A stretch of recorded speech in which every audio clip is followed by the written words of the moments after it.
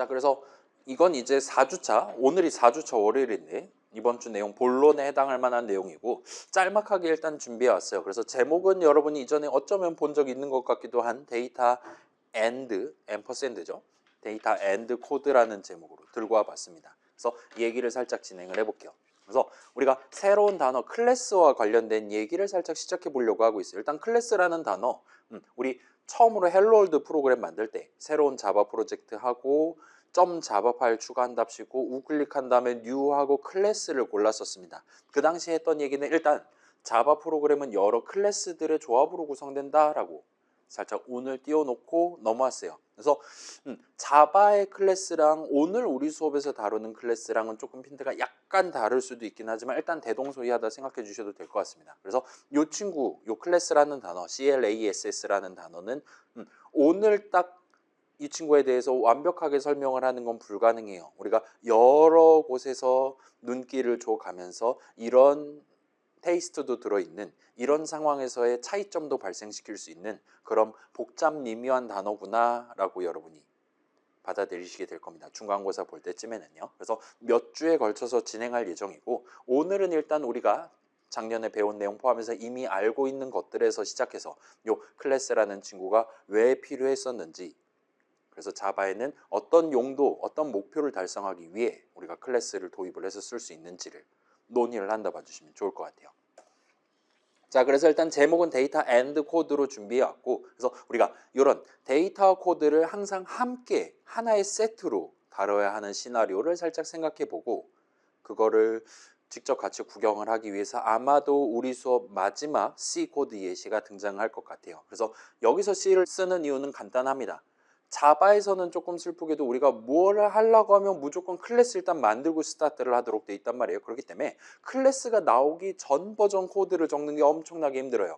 클래스가 없던 시절에 부적절함, 불편함, 문제점 같은 것들을 논의하기가 쉽지 않습니다. 그래서 우리 지금 4주차긴 한데 한 달 지나긴 했는데 마지막 C 코드 예시 오늘 구경해보고 이 이후에는 이제 우리가 본격적으로 자바 코드들, 자바 동네에서 이건 되고 저건 안 돼요. 자바 동네에서는 이걸 이런 명칭으로 불러요. 와 같은 것들이 등장한다 봐주시면 좋을 것 같아요. 아무튼 간에 오늘도 이슈는 결국 똑같아요. 결국은 문제점은 나중에 코드 적는 우리 후배 프로그래머들을 신뢰할 수가 없다라는 겁니다. 그리고 그럴 때 요 데이터 코드를 함께 다뤄야 함에도 불구하고 그렇지 못할 만한 상황이 어떻게 발생할 수 있냐를 확인하고 자바를 우리가 C 대신 도입함으로써 그런 신뢰도 관련한 문제들을 다소 완화할 수 있다라는 걸 살짝 짚어보려고 하고 있어요. 그래서 마지막 슬라이드에서 요 3주차 object에 이어서 새로운 단어 클래스를 옆에다 놔두고 살짝 마지막으로 읊어놓고 오늘 퇴근하는 게 목표라고 봐주시면 좋을 것 같습니다. 그래서 스타트 해봅시다. 일단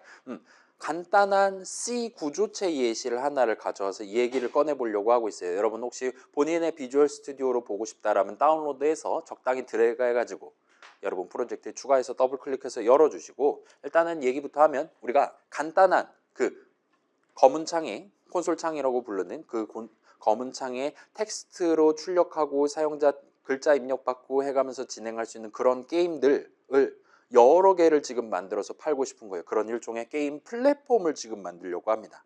나중에 원한다면 새로운 게임 내용물은 이렇게 하면 돼, 데이터는 이런 거 하면 돼, 게임 진행은 코드 실행 흐름은 이런 식으로 하면 돼만 적당히 중괄호 안에 잘게 나눠가지고 넣어두기만 하면 얼마든지 여러 게임들을 좀 더 편하게 운용할 수 있게 해주는 그런 느낌의 하나의 커다란 시스템을 지금 만들려고 하고 있어요. 그래서 총 3명의 프로그래머가 각각 업무를 분담해 가면서 각각 작성할 부분들을 나누어 가면서 참여하고 있는 상황을 우리가 상상을 해보려고 해요. 그래서 일단 게임이라는 게 도대체 뭐냐? 우리 그 구조체 정의 기억나는 거 그거밖에 없잖아요. 능력치, STAT 기억나잖아요. 그래서 캐릭터의 능력치라 함은 힘 능력치, 민첩 능력치, 체력 능력치 이렇게 인트값 3개가 하나의 세트로 구성된다.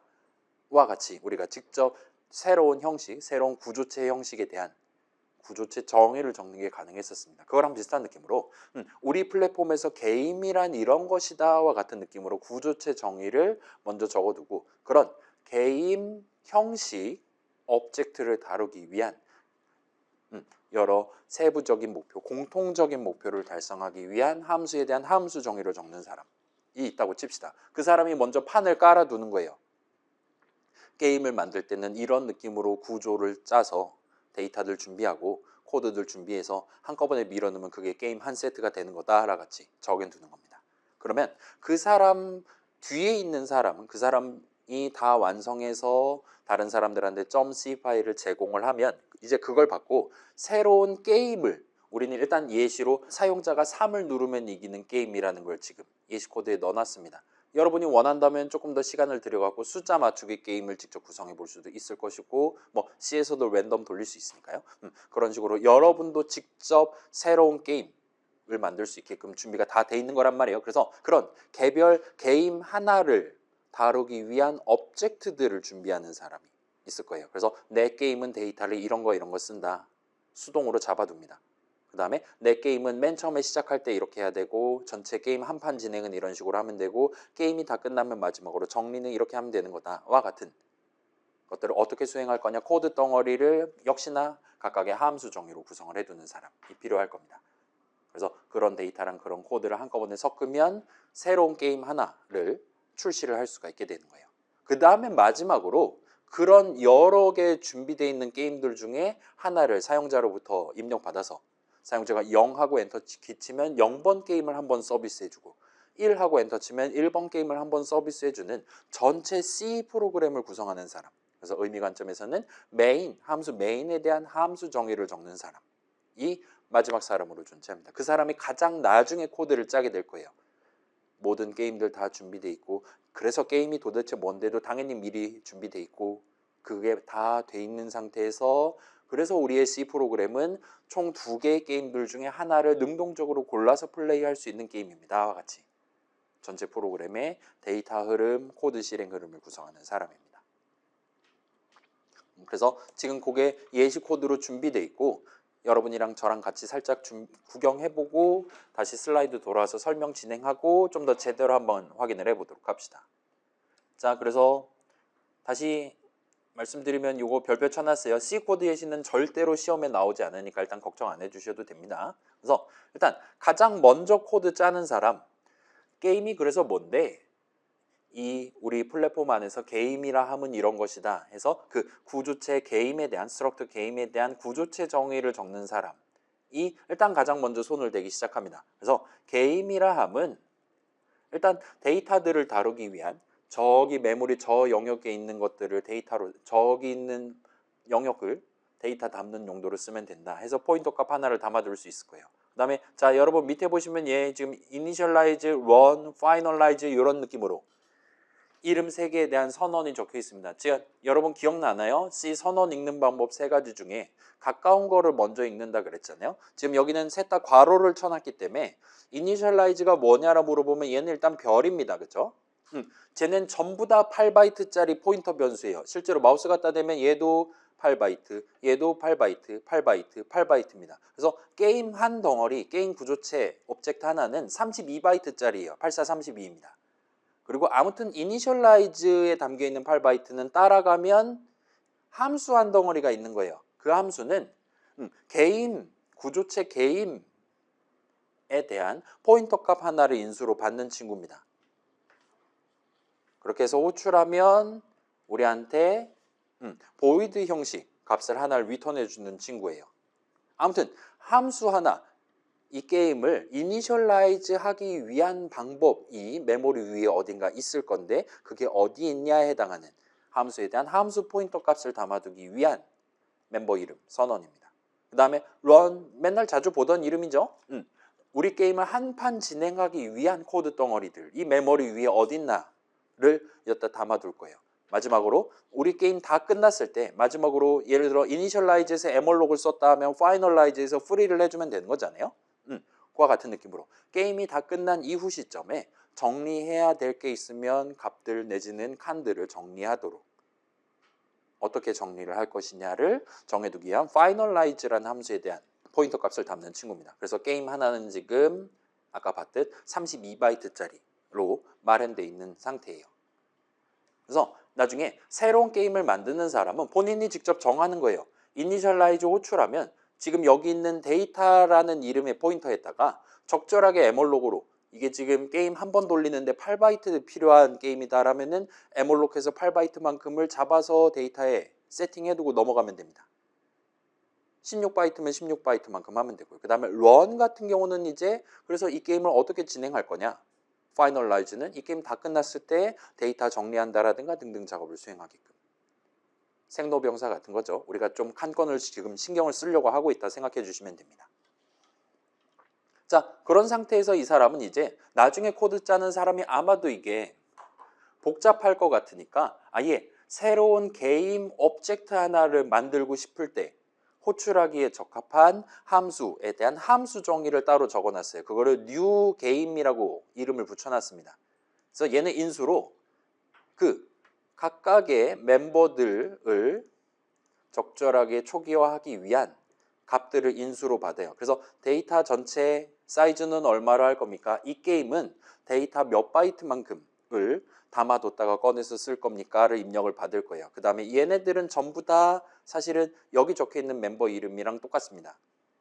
그래서 함수 3개에 대한 함수 포인터를 받을 거예요. 그 다음에 보시면 에멀록을 써서 에멀록 호출식을 적어서 딱 32바이트만큼을 잡아가지고 그거를 나중에 리턴할 준비를 합니다.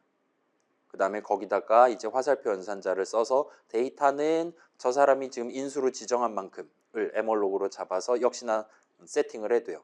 그 다음에 새 함수 포인터에다가 요 뉴게임 호출자가 정해둔 그 새 함수에 대한 포인터 값을 역시나 세팅해둡니다. 그 다음에 그 에멀록으로 우리가 잡아둔 그 칸에 대한 포인터 값을 최종적으로 리턴해요.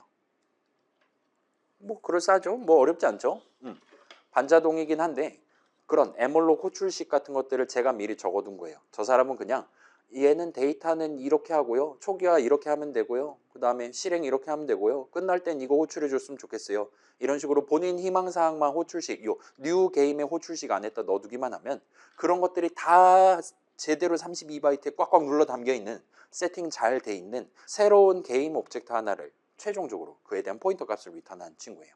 그럼 이제 요거에 대칭되는 내가 지금 에멀록을 호출해가지고 리졸트에다 담아놓고 그걸 가지고 세팅한 다음에 그 값을 리턴한단 말이에요. 그러면 여기서의 에멀록에 대칭되는 프리를 해줘야 되는 거잖아요. 따라서 그게 밑에 지금 적혀있다 보시면 될 것 같아요. 그래서 요거에 대칭되는 이 친구는 게임 포인터를 리턴하는 친구라면 얘는 게임 포인터 값을 인수로 받는 친구입니다. 뉴 게임으로 만든 게임 오브젝트를 이제 다 썼다면 딜리트 게임을 호출하라 이거예요. 그러면 이걸 받아서 나는 위에서 했던 작업의 역순으로 진행하면 됩니다. 그래서 일단 전체 32바이트 에멀록으로 잡고 게임에서 필요한 데이터만큼 사이즈만큼을 데이터로 잡아놨으니까 그 데이터를 먼저 풀이를 하고 전체 게임 덩어리 32바이트에 해당하는 걸 풀이를 하면 깔끔하게 대칭 중에 효과를 낼 수가 있습니다. 그래서 저 사람이 뉴 게임을 먼저 호출하고 게임을 진행하고 그 다음에 게임 다 끝나면 더 이상 쓸 일 없는 것 같다라면 딜리트 게임을 호출하기만 한다면 칸권 측면에서 더 이상 문제가 생기지 않는다라 말할 수가 있는 거예요. 내가 할 수 있는 서비스는 그 정도까지입니다. 누가?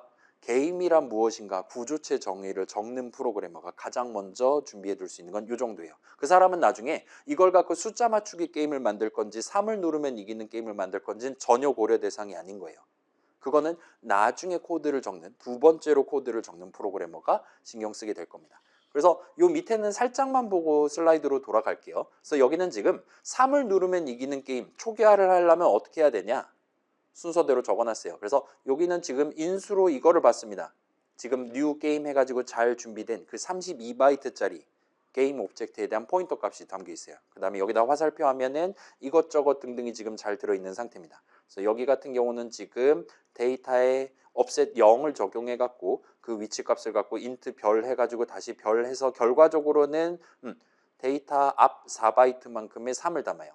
그래서 얘는 3을 누르면 이기는 게임이니까 답이 3이다라는 걸 지금 세팅하고 있다 봐주시면 좋을 것 같아요. 얘는 지금 대충 그 정도고 중간중간 출력도 지금 하고 있습니다. 그게 3을 누르면 이기는 게임을 이니셜라이즈 하는 방법이에요. 그 다음에 3을 누르면 이기는 게임을 한 판을 진행한다. 여러분 지금도 얼마든지 읽을 수 있는 그런 순차 흐름이 들어가 있다 봐주시면 됩니다. 그래서 앞 4바이트랑 뒷 4바이트랑 비교해 갖고 똑같으면 훌륭해요. 저 사람 3을 잘 누른 겁니다. 그렇지 않다면 저 사람 진 거예요. 기회는 한 번입니다. 엄청 간단한 게임이에요.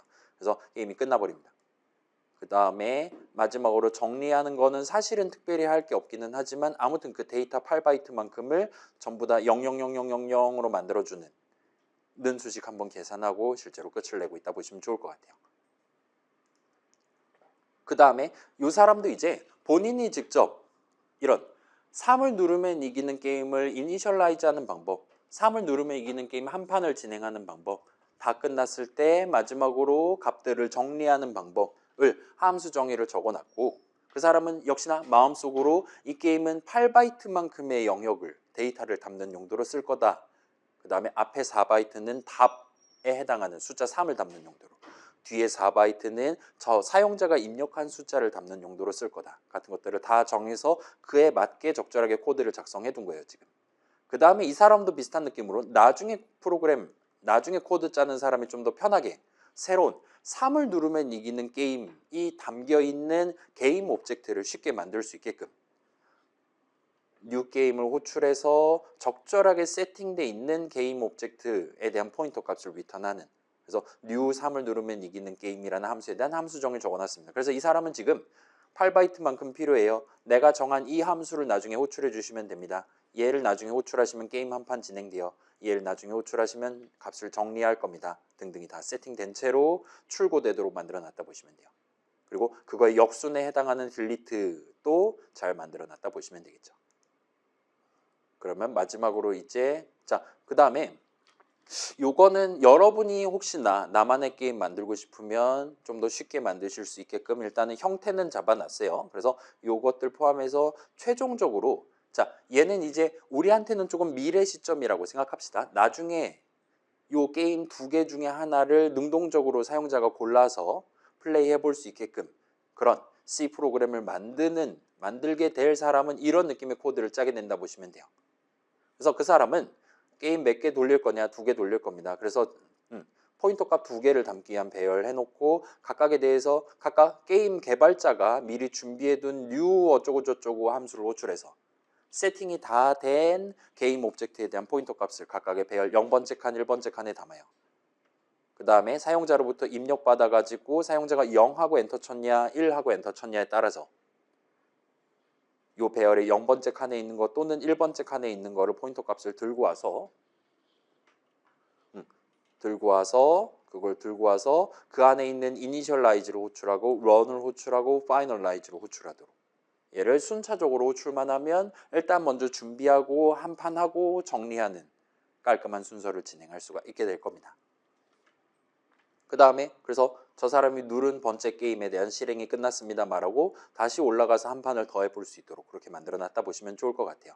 그 다음에 여기는 사실은 이 while문이 한도 끝도 없이 실행되는 거기 때문에 도달할 일이 없긴 하지만 아무튼 new 3을 누르면 이기는 게임 new my 게임을 했으니까 그거에 대칭되는 쪽도 지금 일단은 잘 만들어놨다라고 봐주시면 좋을 것 같습니다. 그래서 대충 이런 느낌으로 3명의 프로그래머가 각자의 목표를 달성하기 위한 코드를 적고 내 다음 시점에 코드를 적게 될 프로그래머가 좀 더 쉽게 적을 수 있게끔 준비를 지금 해놨다 보시면 돼요. 일단은 각자 어느 정도 최선을 다해놨다라고 생각할 수 있을 겁니다. 인 상태에서 그래서 이 프로그램은 현재 여러 게임들 중에 하나를 골라서 플레이할 수 있게끔 설계되어 있어요. 그리고 게임 하나하나에 대한 정보는 이 게임 구조체 게임 오브젝트에 각각 담겨 있습니다. 그 게임 오브젝트는 32바이트짜리였어요.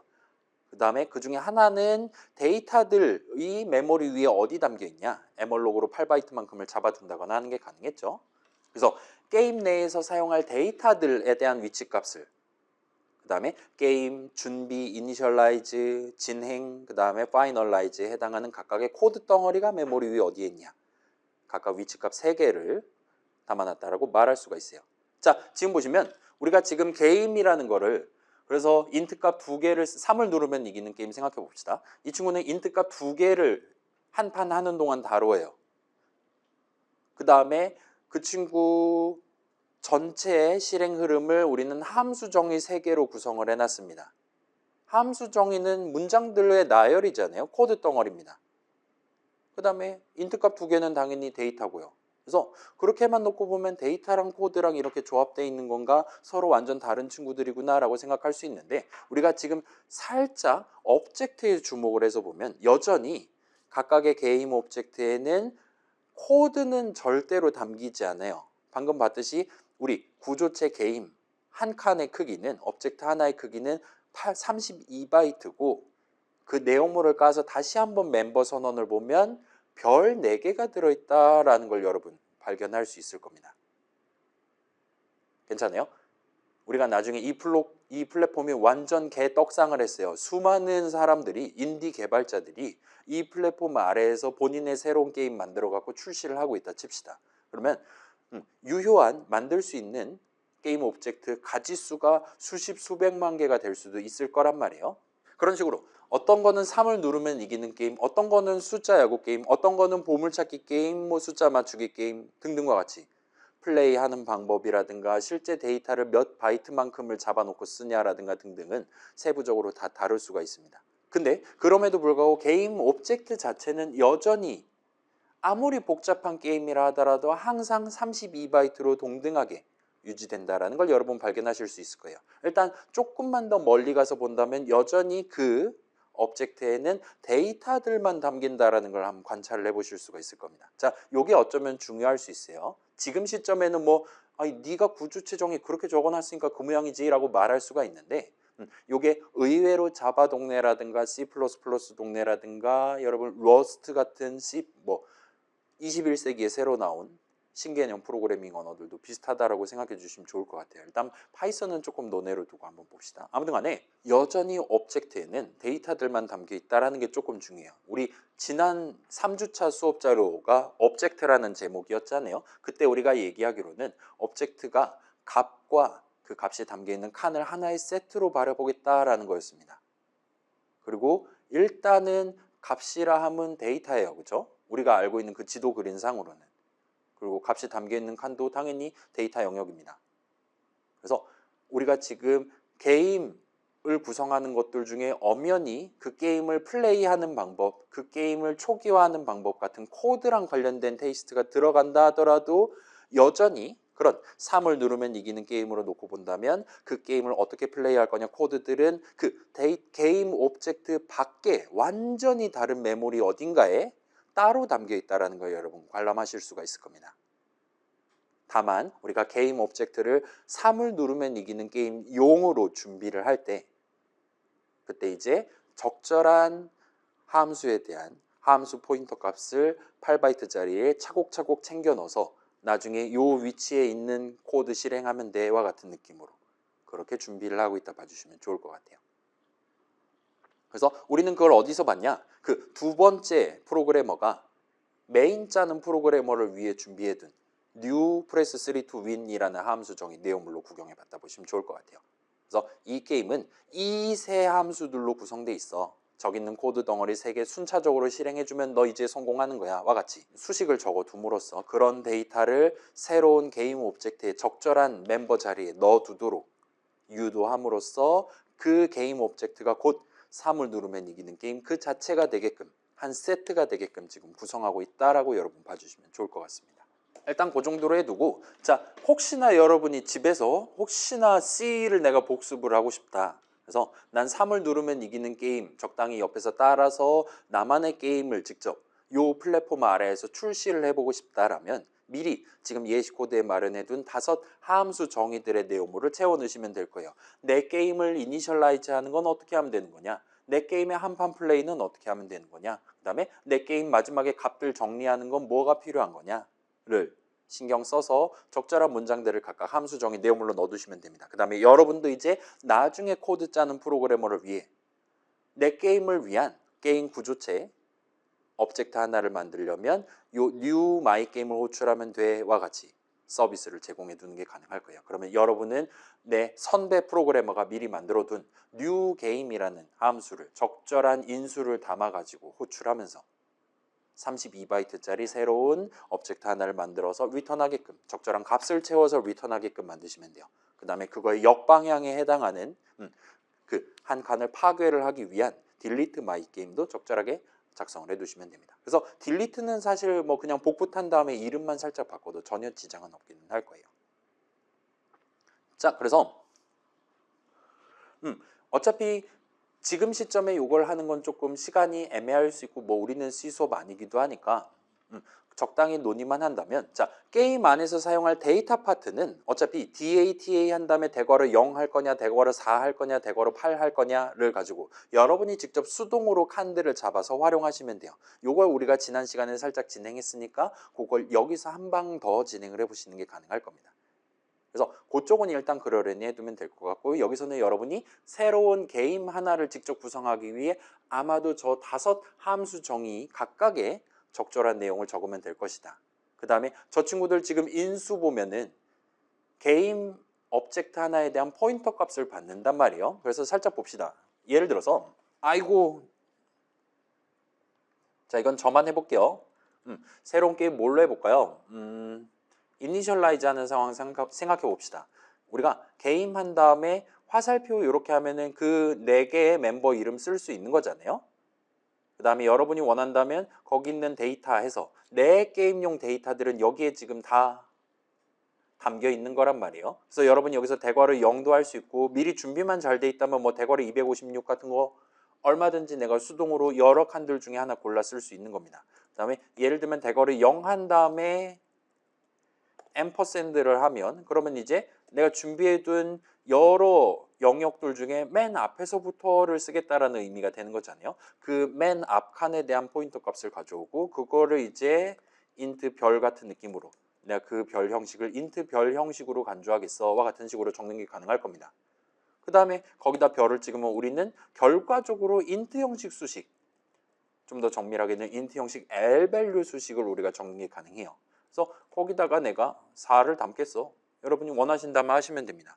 그래서 지금 수식 하나로 축약하긴 했는데 지난 시간에 우리 수동으로 잡을 때랑 사실은 하등의 차이가 없는 거라 봐주시면 좋을 것 같아요. 아무튼 여러분이 직접 자신의 게임 만드는 거니까 정하시면 됩니다. 여기다가 원한다면 주석해갖고 데이터 0부터 3까지는 뭐 답, 그 다음에 데이터 뭐 1부터 뭐 1부터가 아니지 4부터 7까지는 뭐 사용자가 고른 수, 여러분이 직접 마음속으로 정한 다음에 그때그때 적절한 대괄호 수식만 적고 그때그때 적절한 형식, 포인터 형식으로 바꾼 다음에 마지막에 별 찍으면 얼마든지 는수식의 저항 자리에 적어도 돼요. 겹치지만 않으면 됩니다. 여러분이 직접 하시면 돼요. 그래서 얘는 사실 그렇게 중요하지 않아요. 이 바깥 거는 중요하지 않아요. 지금 우리한테 중요한 건 우리가 내 게임에서 사용할 데이터를 액세스하기 위해 우리는 인수 게임을 써서 지금 진행을 한다라고 봐주시면 좋을 것 같아요. 당연히 내 게임용 이니셜라이즈는 내 게임을 위해 미리 준비해둔 게임 오브젝트를 써서 진행해야 됩니다. 그리고 그거를 지금 인수로 받고 있다고 생각해 주시면 좋을 것 같아요. 그래서 인수로 항상 게임 오브젝트 하나를 포인터 값을 줄 거예요. 그래서 그 안에 들어있는 데이터 포인터를 써서 메모리 위에 있는 내가 미리 잘 계획해둔 그 영역들 중에 일부를 잘라갖고 쓰면 됩니다. 다시 볼게요. 여러분이 이 안에서 적어야 되는 건 결국은 내 게임용 데이터를 미리 준비하고 그거를 담아뒀던 걸 꺼내고 중간중간에 필요하다면 프로그램 밖에서 데이터 가져오고 그 다음에 또 필요하다면 주사에 굴린다든가 해서 새로운 데이터 조합하고 그 다음에 필요하다면 사용자한테 출력하고 등등을 하는 겁니다. 그 다음에 그게 런 내용물이고 파이널라이즈에서는 여기선 사실은 어차피 지금은 크게 신경 안 써도 되긴 하지만 미리 예를 들면 뭐 하이스코어를 저장을 해둔다라든가 아무튼 이번 게임을 끝내는 시점에 우리가 수행해야 될 데이터 흐름을 발생시키면 돼요. 여러분이 수동으로 요 이니셜라이즈에서 따로 에멀록을 해놨다라면 그거에 대한 프리는 파이널라이즈에서 해두시면 됩니다. 뭐 지금은 그럴 필요는 없을 것 같긴 하지만요. 아무튼 그 모든 내용들에서 지금 가장 중요한 거는 우리가 인수 이름 게임을 쓰고 있다는 거예요. 왜냐? 여기는 지금 이 게임을 위해서 준비되어 있는 그 구조체 게임 오브젝트를 인수로 받도록 설계가 되어 있기 때문입니다. 그렇지 않고 예를 들면 여러분이 원한다면 뭐 스트럭트 게임 해갖고 뭐 마이 게임 뭐 OBJ 막 이런 느낌으로 아예 스태틱하게 저 친구를 잡아서 진행할 수도 있겠지만 일단은 그거는 우리한테는 지금 고려 대상이 아닌 거예요. 우리는 칸권을 좀 더 좁게 세밀하게 지키기 위해서 지금 반자동으로 저 친구를 잡아서 쓰려고 하는 거란 말이에요. 그렇기 때문에 지금은 항상 인수로 받도록 설계를 해놨다고 보시면 좋을 것 같아요. 일단 대충 그런 느낌으로 봐주시면 좋겠고, 그래서 그걸 제외하면 적당히 지난 학기 내용 복습하면서 읊어가실 수가 있을 겁니다. 자, 그래서 여러분이 그 5함수에 대한 함수 정의를 잘 적어둔다면 사실은 얘는 이미 완성된 프로그램이에요. 이런 짓 하지 않고 그냥 비어있는 채로 바로 컨트롤 F 눌러서 스타트를 하실 수 있습니다. 그러면 진짜로 게임을 해보실 수가 있을 거예요. 왜냐?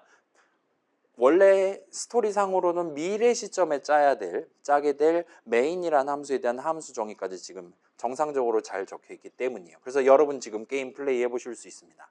그래서 여러분이 직접 0하고 엔터 치면 제가 준비해둔 3을 누르면 이기는 게임을 한 판 해보실 수 있을 거예요. 또는 1하고 엔터 치면 여러분이 직접 그 5 함수 정의로 구성해둔 여러분만의 게임을 한번 플레이를 해보실 수가 있을 겁니다.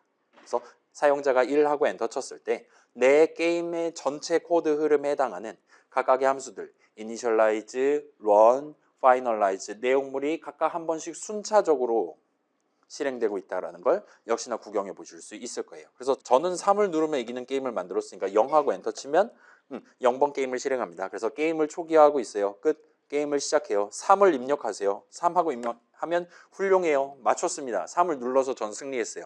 그 다음에 게임이 파이널라이즈 되면서 끝나는 걸 볼 수 있어요. 또 다시 해볼게요. 이번에 5하고 엔터 쳐보겠습니다. 이번에는 아쉽네요 하고 제가 패배한 걸 볼 수 있어요. 저는 3을 누르지 못했습니다. 와 같은 느낌으로 계속 똑같은 게임을 실행할 수 있도록 지금 돼 있다 보시면 돼요.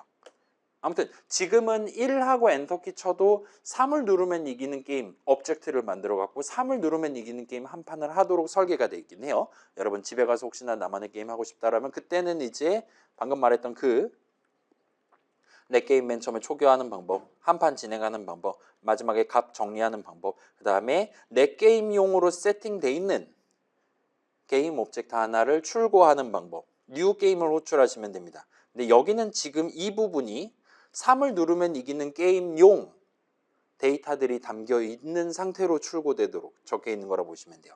이 부분만 여러분의 것으로 바꿔 적으시면 됩니다. 내 게임은 8바이트가 아니라 좀 더 많이 쓸 거야. 고치시면 되고, 그 다음에 여기 있는 함수 이름은 여러분의 함수 정의에 적어둔 이 각각의 이름들로 세팅을 해두시면 바로 여러분 게임용으로 변신을 하게 될 거예요. 그런 느낌으로 한번 적용해 보시면 좋을 것 같고, 자, 그래서 우리가 지금 주목하고 있는 우리보다 후배 플레이어가 작성하게 될, 나중에 미래에 작성하게 될 메인 함수정의 내용물을 살짝 간추려 놓고 왔어요. 여기는 지금 내 게임 잘 만들어서 플레이 한번 해봤다라고 상정하고 잘 동작한다라고 상정하고 그거랑 관련돼 있는 코드만 읊어왔다라고 봐주시면 좋을 것 같아요. 그래서 맨 첫 줄 보시면 저기서 지금 새로운 내 게임용 데이터들이 세팅돼 있는 게임 오브젝트 하나가 생성된다라고 말할 수가 있습니다. 그 다음에 그걸 골라가지고 이제 실질적으로 게임 한 판 그 순차적인 흐름, 세 함수에 대한 함수 줄식이 이렇게 세 줄에 걸쳐서 있다라고 봐주시면 될 것 같아요. 그래서 한 판 플레이하면 이제 가장 마지막에는 내 게임용 오브젝트를 파괴를 하는 작업에, 딜리트하는 작업에 돌입하게 된다라고 봐주시면 좋을 것 같습니다. 자, 그래서 여기 있는 각각의 문장들 의미 살짝 떠올려 보시면 일단은 이 정도는 제가 방금 전에 읊었던 그대로 여러분도 얼마든지 납득할 수 있을 거예요. 지금 게임즈는 2칸짜리 배열이란 말이에요. 그래서 사용자가 1하고 엔터 치면 1번 게임 하는 거고 0하고 엔터 치면 0번 게임 하는 겁니다. 그리고 여기서는 그걸 좀 더 편하게 수식을 적기 위해서 매번 대괄호 적기 귀찮으니까 선택한 게임이라는 포인터 변수 하나 잡아놓고 이번에 1번째 게임 해야지, 0번째 게임 해야지, 그때그때 다른 거 담아놓고 그걸 써서 그 게임 오브젝트를 실질적으로 활용하도록 돼 있다 보시면 될 것 같아요. 그 다음에 마지막에 소멸하는 것까지 지금 잘 마련돼 있는 것 같아 보입니다.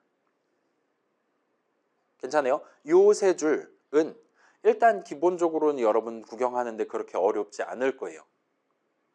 뉴 마이 게임 하면 세팅된 그 32바이트만큼 덩어리 하나가 뚱하고 나오는 겁니다. 포인터 값이.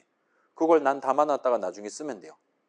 그 다음에 그걸 최종적으로 인수로 담아가지고 그 포인터 값을 인수로 담아가지고 이제 게임 다 했으니까 이제 죽으러 가주세요와 같은 느낌으로 호출하기만 하면 됩니다. 대칭성만 잘 챙겨주시면 되는 거예요. 그리고 요네 셋을 제외한 이 부분은 아직까지는 여러분이 납득이 잘 안 되면 정상이에요. 자, 지금 보시면 요거 지금 .c 파일에 있고 요 내용을 그대로 똑같이 적어야지만 목표를 달성할 수 있는 상황이에요. 그리고 여러분 보시면 뭔가 중원부원되어 있는 걸 볼 수 있습니다. 게임 셀렉티드라는 이름이 지금 보시면 전체 수식의 가장 왼쪽에도 붙어 있고 오른쪽 괄호 안, 함수 호출식 괄호 안에도 똑같은 이름이 들어가 있는 걸 볼 수 있어요. 자, 이 둘을 똑같은 이름으로, 좀 더 정밀하게는 똑같은 값이 나오는 수식으로 적지 않으면 우리 게임은 정상 동작하지 않습니다. 근데 그게 지금 잘 눈에 들어오지 않을 거예요. 괜찮아요? 일단 둘로 나눠서 한번 봅시다. 화살표 연산자를 먼저 보면, 자, 내 게임 object에는 지금 멤버가 4개 있었잖아요. 그 4개 중에 initialize라는 멤버 이름, run 있었고 finalize 이런 식으로 있었습니다. 별이 지금 3개가 들어있어요. 얘는 지금 3을 누르면 이기는 게임용 initialize를 꺼내오는 게 아니라 내 게임용 initialize를 꺼내오겠다라는 의미로 지금 화살표 수식의 좌항에 계산하면 내 게임이 튀어나오는 수식 게임 언더스코어 셀렉티드를 적어둔 거예요. 만약에 여기서 게임 언더스코어 셀렉티드 대신에 게임즈 대괄호 0 같은 거 다른 게임용 object가 튀어나오는 수식을 적으면 우리는 지금 목표를 달성할 수 없는 겁니다. 왜냐하면 그 32바이트 안에는 다른 프로그래머가 만든 게임용 이니셜라이즈에 대한 포인터 값이 담겨 있을 테니까요. 자, 다시 말씀드릴게요. 현재 메인 짜는 사람의 목표는 내 게임을 한 판 플레이 시키는 거예요. 근데 내 게임은 지금 게임 셀렉티드라는 이름을 써서 미리 준비되어 있는 여러 오브젝트들 중에 내 게임용 오브젝트 하나를 가져와서 거기 안에 들어있는 데이터를 가지고 뭔가를 수행을 해야 정상적으로 동작하는 겁니다.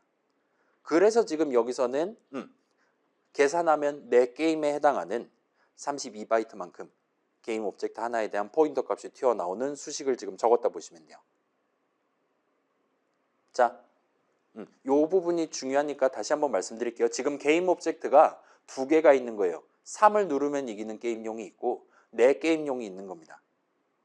현재 이 코드의 목표는 내 게임용 이니셜라이즈를 호출하는 거예요.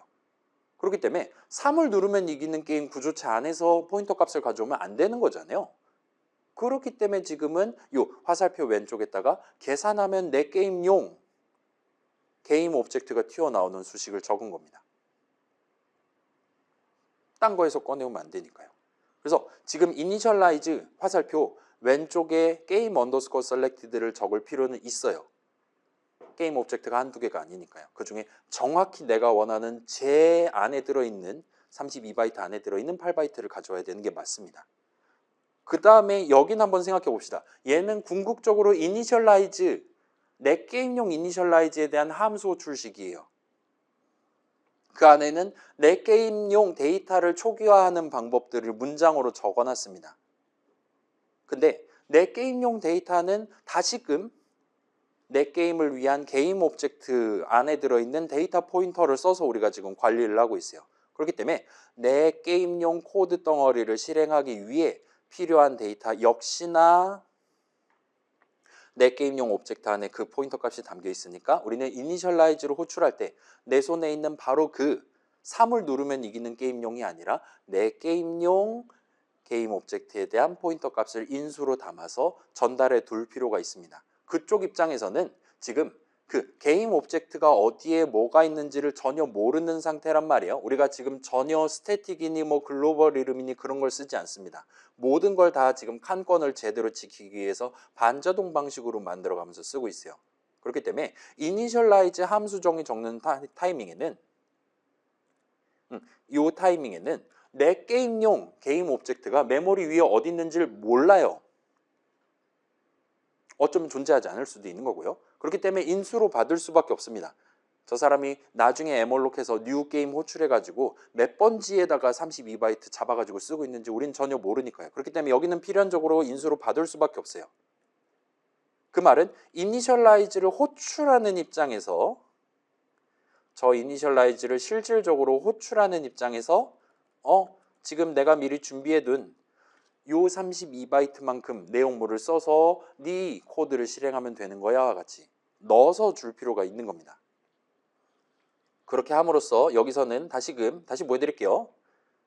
예를 들어서 뭐 데이터의 0은 A 이런 느낌으로 인데 이거를 우리는 인수로 받은 바로 그 오브젝트의 멤버 데이터를 써서 작업을 진행하도록 인수 이름 게임을 써서 달리 말하면 함수 호출식에서 지정한 바로 이 오브젝트를 써서 그 데이터를 써서 미리 지정해둔 코드를 실행하게끔 구성을 할 필요가 있는 거예요. 그렇기 때문에 실질적으로 위에서 함수 정의로 도입해둔 그 코드 덩어리를 지금 한번 실행하는 게 목표고 그 친구는 제대로 된 실행을 하기 위해서 본인이 미리 준비해둔 그 게임용 내 게임용 오브젝트를 요구하고 있기 때문에 나는 이 호출식을 적을 때 반드시 계산하면 내 게임용 오브젝트가 튀어나오는 포인터 값이 나오는 수식을 적어야만 합니다. 그래서 아까 전이랑 완전히 똑같은 이유로 동일한 수식을 왼쪽에도 적고 오른쪽에도 적어줘야 되는 상황이라 보시면 돼요.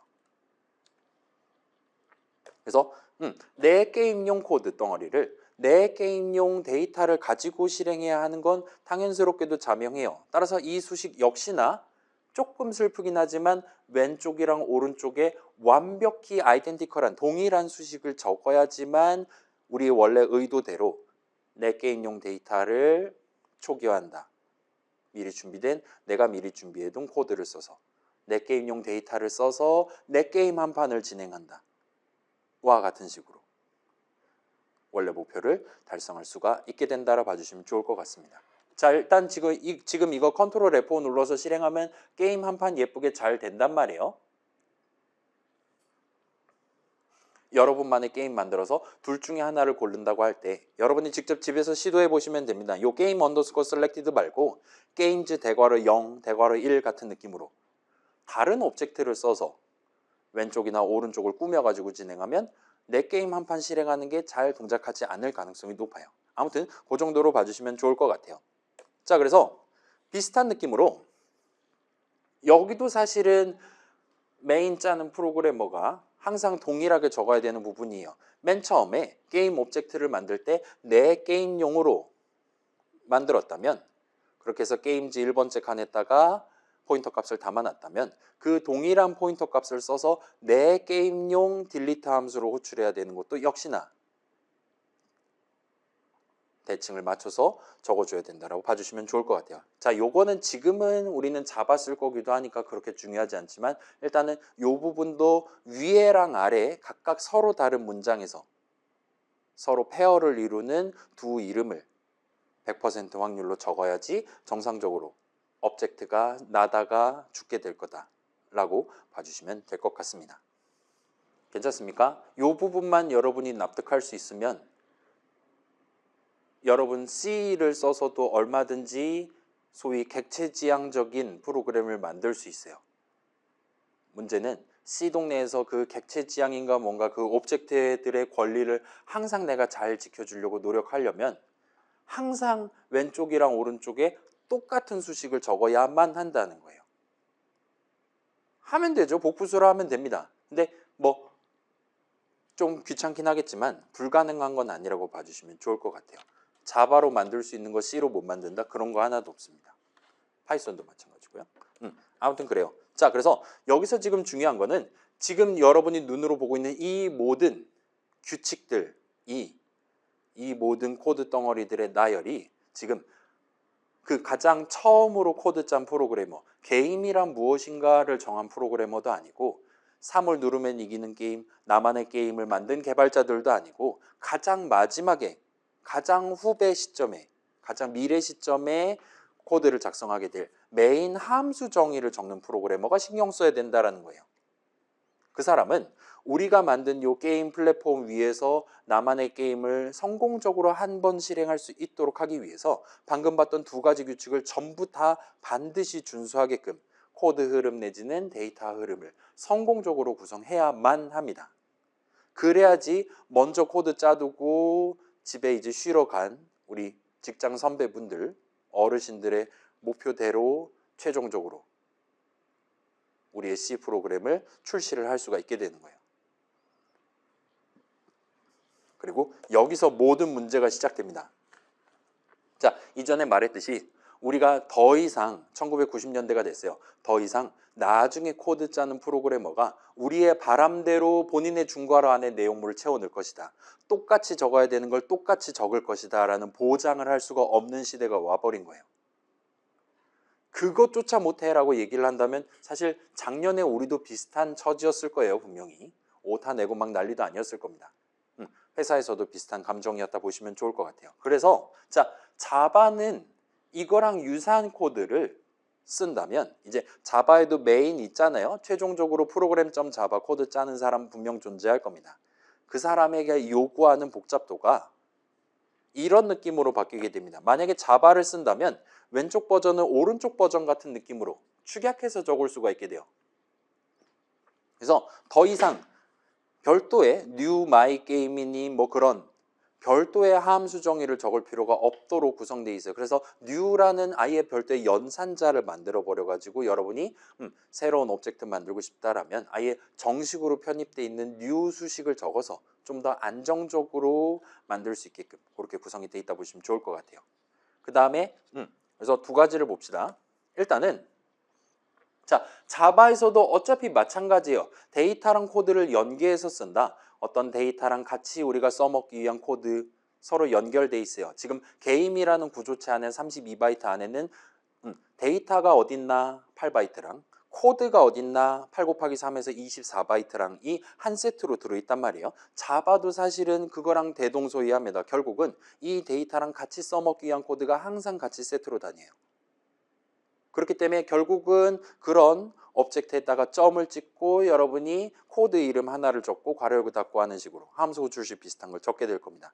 그리고 당연히 그 동네에서도 그 코드 덩어리를 실행하기 위해 같이 페어링 돼 있는 그 데이터 덩어리, 오브젝트를 들고 가서 작업을 진행해야 돼요. 그걸 잘 알고 있기 때문에 자바에서는 이 왼쪽 버전이랑 똑같은 효과를 달성하기 위해 괄호 안에 똑같은 수식을 적지 않아도 되도록 만들어 둔 거예요. 우리가 그러니까 나중에 코드 짜는 프로그래머가 굳이 똑같은 수식을 적지 않더라도 알아서 자바 컴파일러가 자동으로 점 왼쪽에 적혀 있는 수식을 계산한 결과값을 인수 자리에 담아서 호출을 해줍니다.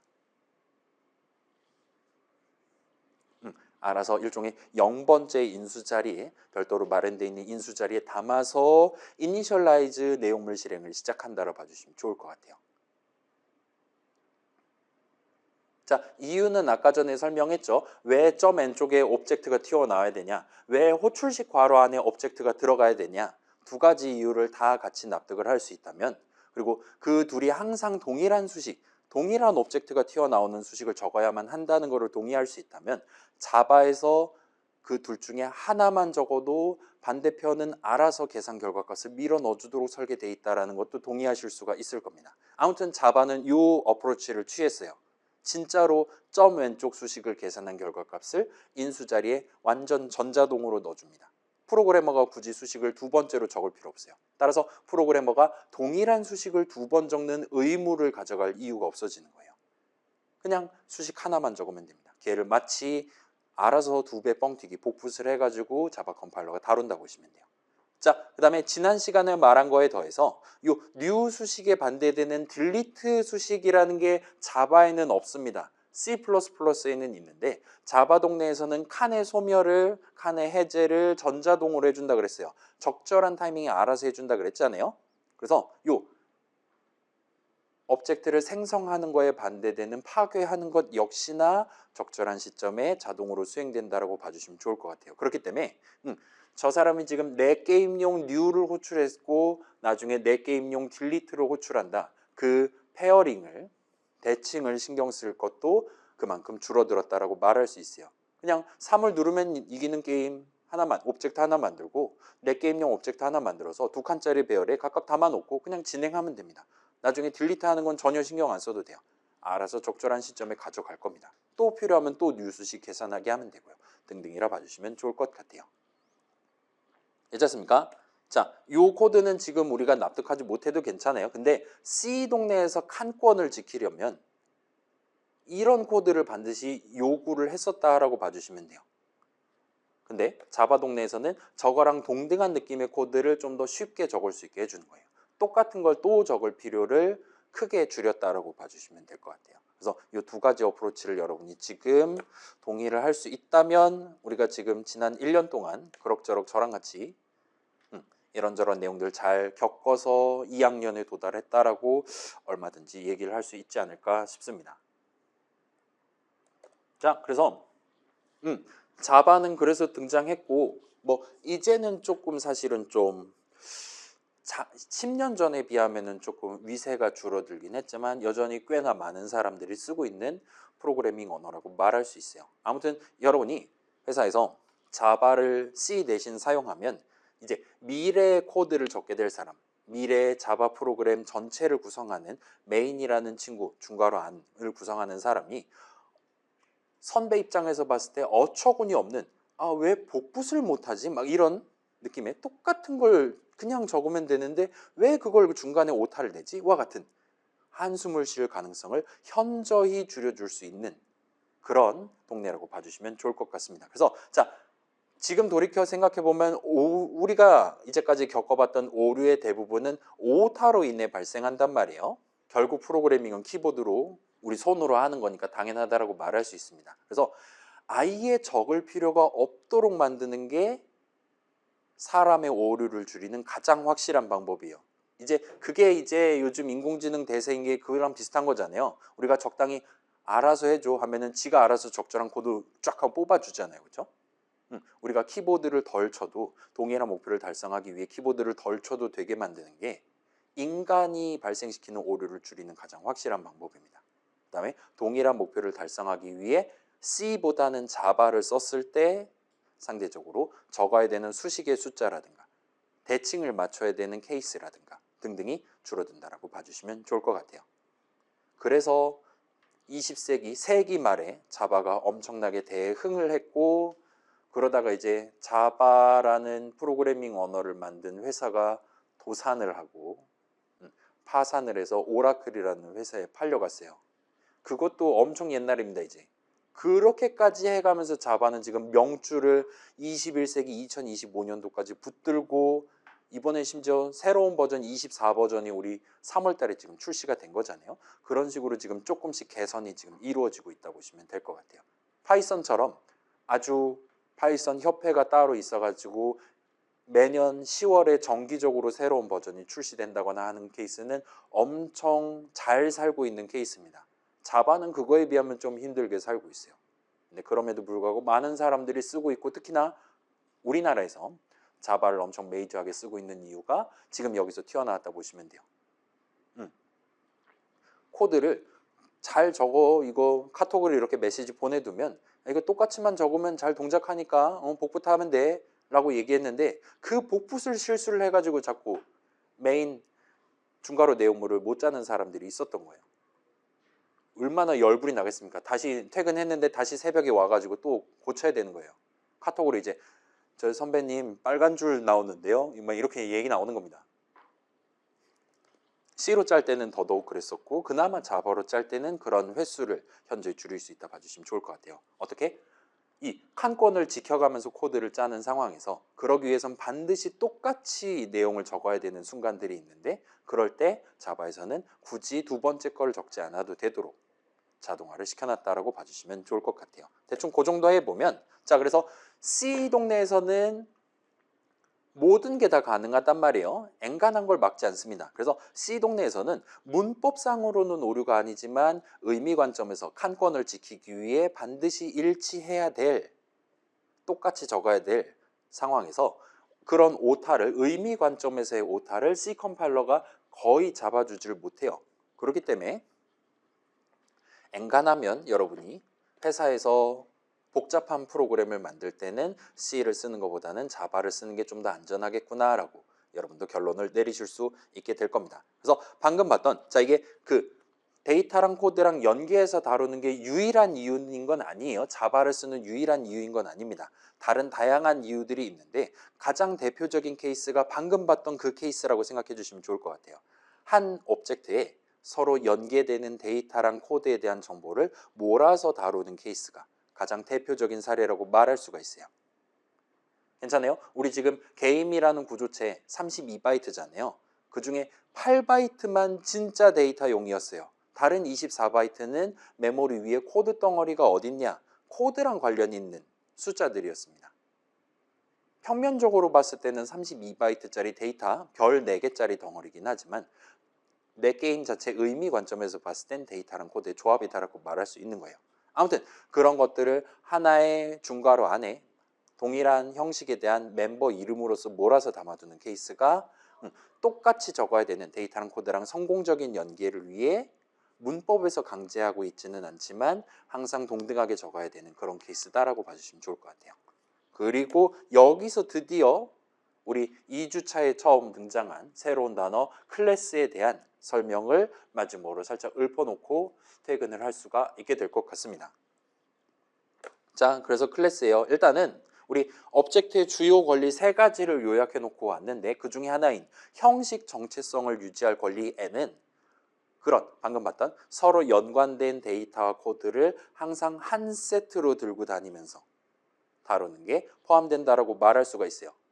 그래서 내가 지금 3을 누르면 이기는 게임용 데이터를 들고 완전히 다른 게임용 코드를 실행하면 걔네 둘을 하나의 오브젝트로 다루는 상황에서는 칸건이 개박살나는 겁니다. 데이터도 막 이상한 걸로 바뀔 것이고 또는 그 코드 실행하다가 막 오류가 나버린다든가 할 수도 있는 거예요. 아무튼 오브젝트 입장에서는 그런 것들을 모두 다 포괄하고 있는 오브젝트 입장에서는 여간 잔망스럽지 않은 뻘짓이라고 말할 수가 있어요. 그래서 C는 이제 아예 대놓고 인트 2칸을 붙잡고 더블 1칸으로 간주해서 덧셈 뺄셈 연산자를 다룬다든가 그런 극단적인 케이스도 있는데 그거는 역시나 더더욱 안 된다라고 얼마든지 말할 수가 있을 겁니다. 그래서 자, 자바의 클래스는 이러한 오브젝트들의 권리를 좀 더 손쉽게 보장할 수 있도록 도입된 개념이라고 봐주시면 좋을 것 같아요. 그래서 그런 같이 다녀야 할 데이터 코드를 단순히 그 별 값을 항상 세트로 동등한 느낌의 호환되는 숫자들로 담아서 구조체에 담아서 달랑달랑 들고 다니는 것뿐만 아니라 아예 같이 다녀야 할 데이터 코드를 동일한 형식 소속으로 묶어두고 문법적으로 강제를 하는 거예요. 그래서 나중에 코드 적는 예를 들면 메인 정의 중괄호 내용을 적는 프로그래머가 그런 미리 마련해 둔 세트를 데이터 코드의 연계성을 박살내기 어렵거나 아예 불가능하게끔 막아버리는 게 핵심이라고 보시면 됩니다.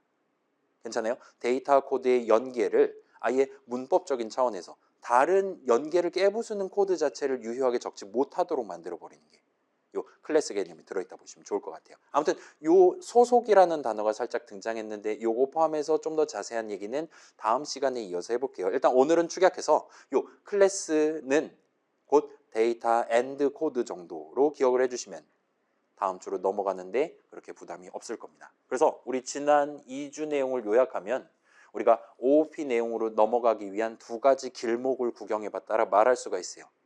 우리가 이제까지 그냥 칸이라고 말했던 것 대신에 OOP 동네에서 다루는 오브젝트는 그 값이랑 걔가 담겨있는 칸을 하나의 세트로 바라보겠다라는 뜻입니다. 그 다음에 지금 새로 등장한 잘은 모르겠지만 클래스라는 친구는 데이터 코드의 연계를 엄청 강화해둔 그래서 결과적으로 하나의 세트로 묶어갖고 들고 다니는 하나의 소속으로 묶어놓고 들고 다니는 그런 느낌이라고 받아들여 주시면 좋을 것 같아요. 그래서 여기까지 하면 이제 여기까지는 여러분이 자바를 쓰든 그거에 약간 개선판에 해당하는 커틀린을 쓰시든 아니면 우리 금요일반에서 지금 살짝 맛보고 있는 C++를 쓰시든 OOP랍시고 우리가 얘기할 수 있을 만한 대부분의 동네에서 통용되는 설명이라고 봐주시면 돼요. 심지어 파이썬에서도 어느 정도 설명이 통용이 된다 말할 수 있습니다.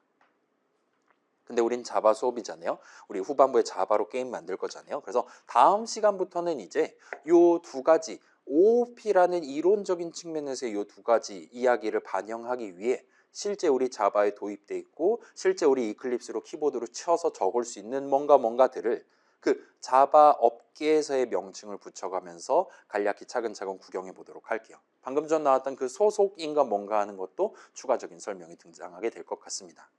아무튼 그래서 우리가 지금 1년 과정을 마치고 자바 세계로 본격적으로 넘어가기 위한 연결고리를 2주에 걸쳐서 가져갔다라 봐주시면 좋을 것 같아요. 그래서 일단 오늘은 이 정도로 해두고 이게 마지막 슬라이드입니다. 그래서 몇 시입니까? 다음 시간에는 이제 드디어 우리가 이클립스를 좀 더 본격적으로 써볼게요. 혹시나 지금 이클립스가 아직 잘 동작 안 된다.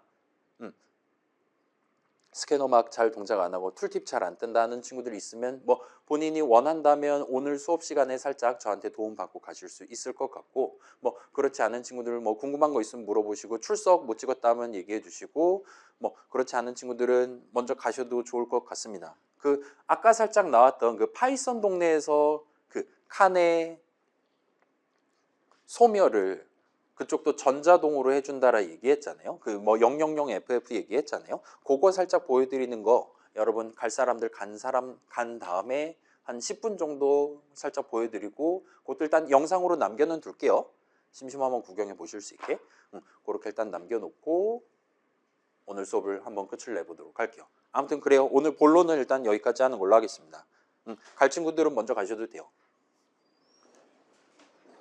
그래서 이 파이썬의 그 칸의 소멸 관련해서는 우리가 막 또 다시 비주얼 스튜디오 켜서 막 해킹해서 메모리 탭 보고 하지 않아도 파이썬의 레이어 안에서 그거랑 관련한 아까 전 목숨이라고 얘기했던 그거를 숫자를 구경하는 함수가 마련되어 있기 때문에 상대적으로 편하게 구경할 수 있습니다. 간략하게 맛을 보고 가는 건 가능해요. 진짜로 죽은 시체를 구경하려면 메모리를 까야 되는데 그 정도까지는 안 해도 될 것 같으니까. 그래서 그 막 자바가 전자동으로 칸을 해제해 준다, 오브젝트를 파괴해 준다랑 관련된 얘기를 살짝 읊어보면, 일단 생각해 봅시다. 우리가 프리를 안 하는 것도 문제인데 아직 써야 되는 상황인데 먼저 죽여버리는 게 어쩌면 더 위험하다라고 말할 수 있어요. 그래서 죽어야 되는데 죽이지 않고 그냥 내비두면 걔는 그냥 메모리 낭비만 하고 끝나는 겁니다. 그 공간은 죽은 공간으로 남아있는 거예요. 근데 나중에 쓸 영역인데 프리를 해버리면 그러면 이미 해제돼 있는, 그래서 어쩌면 다른 목적을 달성하기 위해 다시금 잡혀 있을지도 모르는 그 영역을 지금 쓰겠다라는 의미가 돼버린단 말이에요. 그래서 그걸 살짝 그림으로 표현한다면 우리의 오브젝트가 있고 어딘가에서 나는 지금 여기를 곧 쓸 예정이에요, 이런 식으로 포인터 값을 물고 있는 상황을 상상을 해볼 수가 있을 거예요. 그래서 에몰록은 이런 식으로 새로운 칸 영역을 잡아주고, 그 다음에 나중에 예를 들면 이게 40번지라 칩시다. 40번지를 액세스하면 돼와 같은 식으로 나한테 40이라는 숫자만 던져주는 거랑 갖다 보시면 돼요. 사실 이건 파이썬이랑 하등의 차이가 없는 거잖아요. 여기만 놓고 보면. 그래서 40이라는 숫자를 들고 있다면 언제든지 메모리 40번지에는 이걸 쓸 수 있는 거예요. 그리고 40이라는 숫자는 당연히 한 명만 들고 있을 수 있는 게 아니라 여러 명이 들고 있을 수도 있습니다. 똑같은 숫자를. 뭐 는 하면 다른 데또 얼마든지 복붙할 수 있는 거잖아요. 그 다음에 이 40번지라는 숫자 자체를 얼마든지 리턴할 수 있잖아요. 아까 뉴게임처럼. 그래서 그런 상황에서 이제 이런 느낌으로 여러 곳에서 동일한 40번지를, 동일한 오브젝트를 끌어와 가지고 지금 쓰는 상황이 얼마든지 발생할 수 있을 거예요. 그럼 이제 예를 들면 이 40이라는 숫자도 결국은 어딘가에 담아놨다가 꺼내 쓸 거잖아요. 그죠? 이게 상수값은 아닐 테니까, 반자동 방식이니까, 런타임에 결정되니까. 그러면 이 40이라는 숫자를 담기 위한 포인터 변수도 어딘가에 있을 겁니다. 8바이트가. 그리고 걔는 어쩌면 어토매틱 위치일 수도 있어요. 따라서 이 40이라는 숫자가 한번 담아두면 항상 100% 죽을 때까지 유지되는 게 아니라 어떤 시점에는 40이 담겨있던 칸 자체가 날아가 버릴 수 있어요. 그리고 날아가 버릴 수 있고, 그래서 이제 모든 메모리상의 모든 영역에서 더 이상 이 40이라는 숫자가 유효하게 남아있지 않게 되면 여전히 그럼에도 불구하고 40번지에는 아까 만들어놨던 그 오브젝트가 살아있다면 이게 이제 메모리 낭비가 되는 거예요. 40번지엔 엄연히 살아있는데 오브젝트가 그 어디에도 어떤 포인터 변수에도 40이라는 숫자가 적혀있지 않다면요. 그래서 요거를 카운팅한다 보시면 됩니다. 그래서 지금 이 40번지에는 이 오브젝트를 몇 명이 지금 예의주시를 하고 있나를 카운팅을 해요. 그걸 어떻게 카운팅하냐는 조금 복잡한 얘기가 될 수도 있을 것 같으니까 일단 파이썬이 그걸 한다라고 상정을 하고 여러분이 원한다면 임포트 한 다음에 sys하고 엔터 치면 시스템의 약자겠죠. sys라는 모듈을 임포트할 수 있습니다. 그 다음에 sys하고 점 찍고 조금 기다리면 get ref count라는 이름의 엔터 치면 함수가 있는 걸 볼 수 있어요. 심지어 빌트인입니다. 그래서 이 친구를 조금 이따 한번 써볼게요. 일단은 마루타를 하나, 타겟을 하나를 잡아둡시다. 그래서 자, 지금 봅시다. 지금 저 대괄호 열고 닫고 수식을 계산해서 만든 리스트 오브젝트 하나는 아직까지는 우리가 저 리스트, 0칸짜리 리스트를 사용하는 유일한 방법은 이름 타겟을 적는 거예요. 지금은 그 다른 어떤 이름, 어떤 수식을 적는다 하더라도 이 문장에 이 는 오른쪽 수식을 계산해서 새로 만든 그 리스트를 액세스할 수는 없습니다.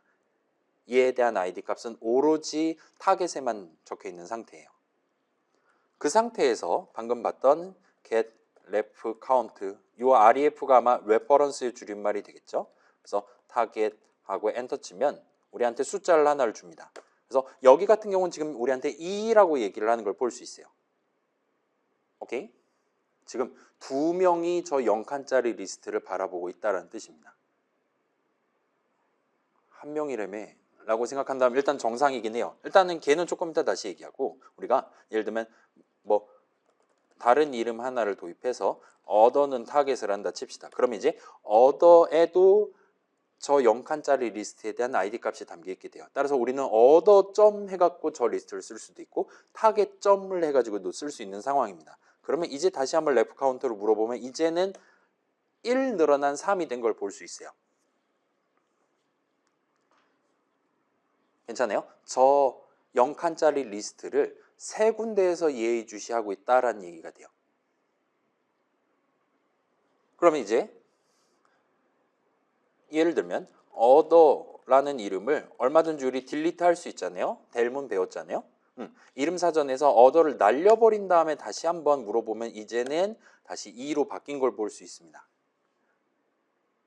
그래서 요 ref count라는 친구가 지금 우리한테 2라고 던져주고 있잖아요. 그 다음에 얘가 이제 3, 인트값 3에 대한 ref count 물어보면 지금 42억이라고 말하는 걸 볼 수 있고, 그 다음에 이거를 16진수로 말해줘 라고 하면 얘가 사실은 이런 식으로 우리가 당시에 봤던 00000000 FFFFFF인 걸 볼 수 있어요.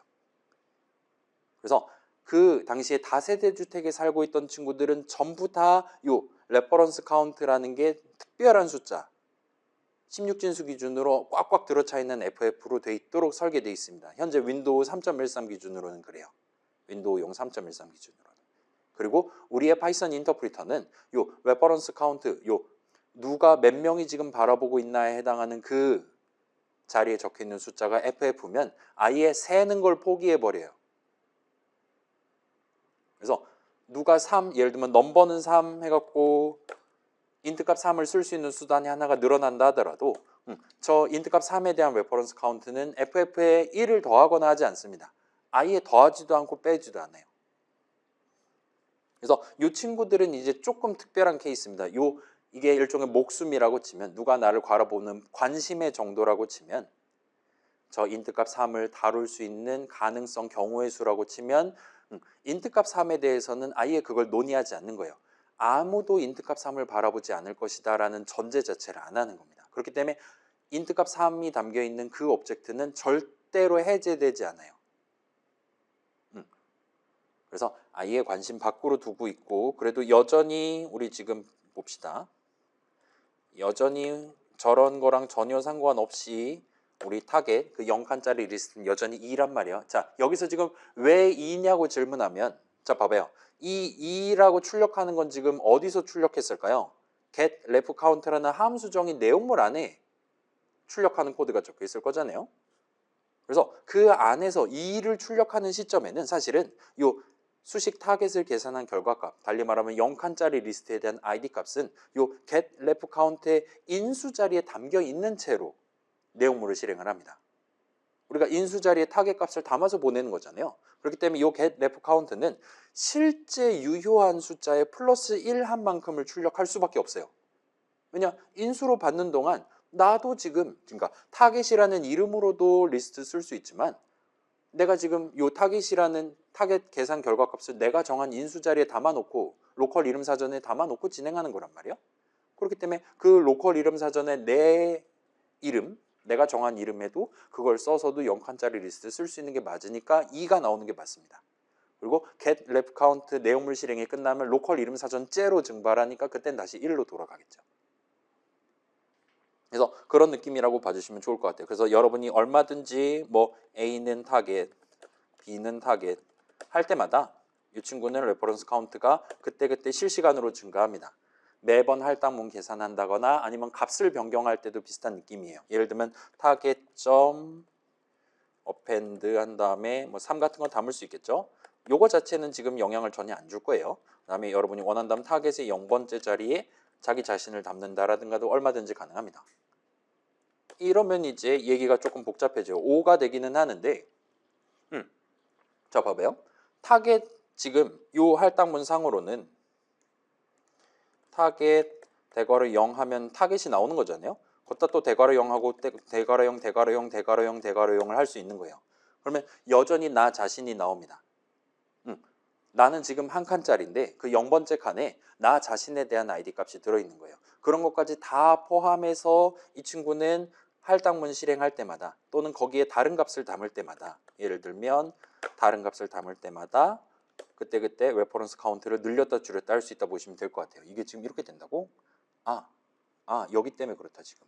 아무튼 간에 대충 그런 느낌으로 늘렸다 줄였다 하고 그러다가 이제 다른 친구들 막 딜리트 A 하고 딜리트 B 하고 하다 보면 얘에 대한 숫자도 점점 줄어들 거란 말이에요. 가면 갈수록. 그러다가 이제 적절한 타이밍이 되면 이제 이 친구가 0이 될 겁니다.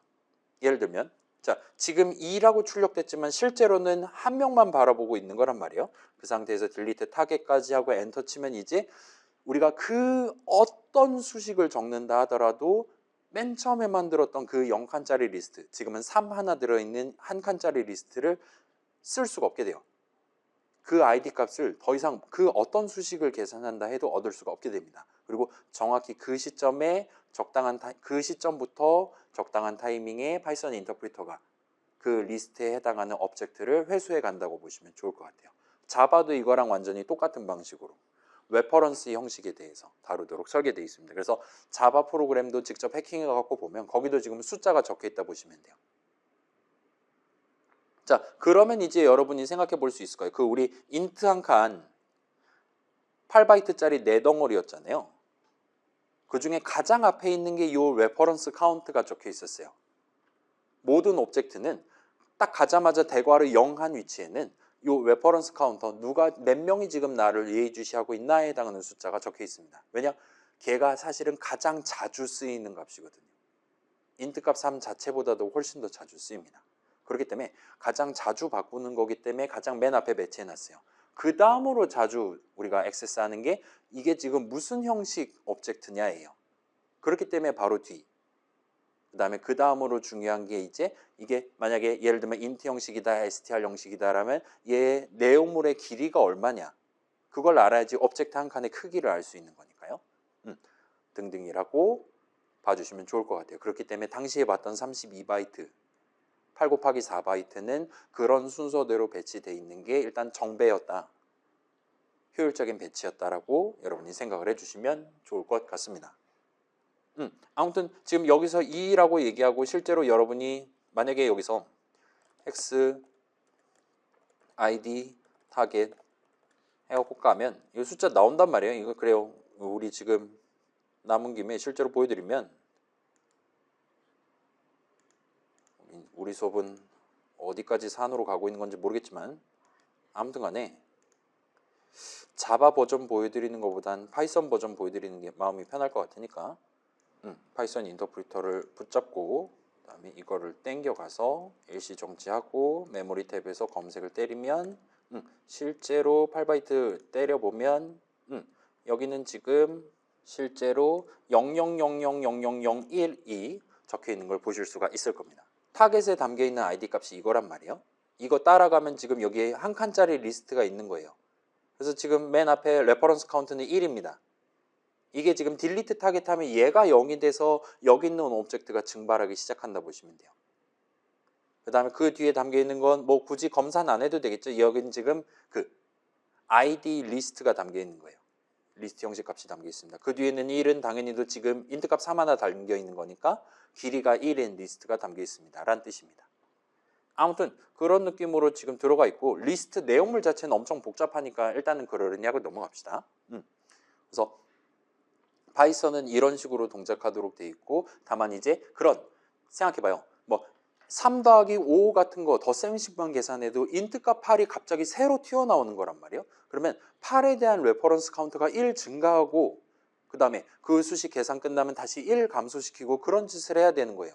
그게 너무나도 비효율적이었던 거예요. 과거에는. 그래서 오늘날에는 그런 다세대 주택에 살고 있는 애들 같은 경우는 아예 이 레퍼런스 카운터 세는 것 자체를 안 하도록 설계가 되어 있습니다. 저기에 FFF가 적혀 있다면 최소한 걔는 그렇게 관심을 못 받아서 회수당하는 그런 오브젝트가 아니다라고 판정을 내리도록 돼 있어요. 그렇게 해서 얻을 수 있는 이득이 지금 파이썬 3개에 몇 년, 한 3, 4년 전부터 꾸준히 지금 대두돼서 업데이트가 되고 있다 보시면 될 것 같아요. 달리 말하면 우리 지금 엄청 옛날 영상도 있단 말이에요. 제 채널을 터시면. 한 2020년도 파이썬 수업 영상 보시면 그때는 FF가 아니었어요. 진짜로 3은 지금 따봉 숫자가 좋아요 개수가 30개, 2는 좋아요 횟수가 20개, 1은 좋아요 횟수가 막 100개 이런 식으로 실시간으로 인트 오브젝트들 하나하나에 대해서도 레퍼런스 카운터를 재는 시대가 있었습니다. 그런 것들을 전부 다 원타임에 카바를 했다 보시면 돼요. 근데 생각해보면 과연 인트 오브젝트 3이 파이썬 인터프리터가 살아있는 동안 과연 레퍼런스 카운트가 0이 되는 순간이 오기는 할 것이냐라는 질문을 할 수가 있는 겁니다. 엔간하면 안 올 거거든요. 그렇기 때문에 지금은 FF로 바꿨고 그 다음에 사실은 우리는 C 수업도 지금 들었으니까 이런 애들은 다 지금 7FF 위치에 있잖아요. 얘네들은 아예 애초에 지금 스태틱 영역에 다 밀어 넣어놨어요. 인트 값 살고 있는 그 다세대 주택은 C로 치면 스태틱 영역입니다. 그렇기 때문에 파이썬 인터프리터 그 python.exe 실행하는 시점부터 인트 값 3은 이미 메모리 위에 존재하는 거예요. 그 다음에 타겟 같은 이런 친구들 이렇게 7FF가 아닌 다른 친구들은 전부 다 C로 치면 반자동 방식 MLog을 써서 그때그때 공간을 잡아가지고 만들고 있는 친구들이라고 보시면 됩니다. 그래서 자바에서는 이 두 가지를 프리미티브 형식에 대해서랑 그 다음에 레퍼런스 형식에 대해서랑 두 가지를 다 제공하고 있고 일단은 의미 관점에서 파이썬에서는 프리미티브 형식처럼 우리가 선언을 적어서 자동으로 4바이트 잡아서 쓴다 그런 개념은 전혀 없고 무조건 수식을 적어서 계산한 결과값 그 수식을 계산하는 동안 항상 새로운 한 칸이 생기거나 한다. 와 같은 느낌으로 받아들여 주시면 좋을 것 같습니다. 이제 그거에 대한 예외가 이제 함수 정의 같은 게 있다라고 말할 수가 있겠죠. 함수 정의가 조금 특이한 친구가 됩니다. 새로운 이름을 이름 사전에 등재하는 것뿐만 아니라 문장을 실행하는데 칸이 하나 생겨요. 임포트문도 그런 차원에서는 좀 특이한 친구라고 말할 수가 있는 거죠. 새로운 이름을 등재하는 것뿐만 아니라 모듈 한 칸이 생기는 겁니다. 대충 그 정도로 봐주시면 좋을 것 같아요. 그걸 제외하면 엔간에서는 수식을 계산하는 동안 새로운 한 칸이 생긴다라고 여겨주시면 좋을 것 같아요. 자, 궁금한 거 있습니까? 자바도 이걸 구경할 수도 있긴 한데 좀 많이 지저분하니까 대충 요 정도까지만 해두고 넘어가시면 아마도 어디 면접 같은 데 가서 최소 배우신 분 소리를 아마 들으실 수 있을 거예요. 아무튼 자바도 이런 식으로 자동으로 카운팅 하도록 돼 있고 당연히 그거는 오브젝트 안에 방금 본 것과 같은 2, 3, 4 올라갔다 내려갔다 하는 숫자를 담기 위한 별도의 영역이 잡혀 있다라고 생각해 주시면 좋을 것 같아요. C는 당연히 그런 거 하나도 없고 여러분이 직접 수동으로 풀이를 해 주셔야만 합니다. 그래요. 이 정도 하고 다음 주부터 이제 재밌는 거를 슬슬 다뤄보도록 합시다.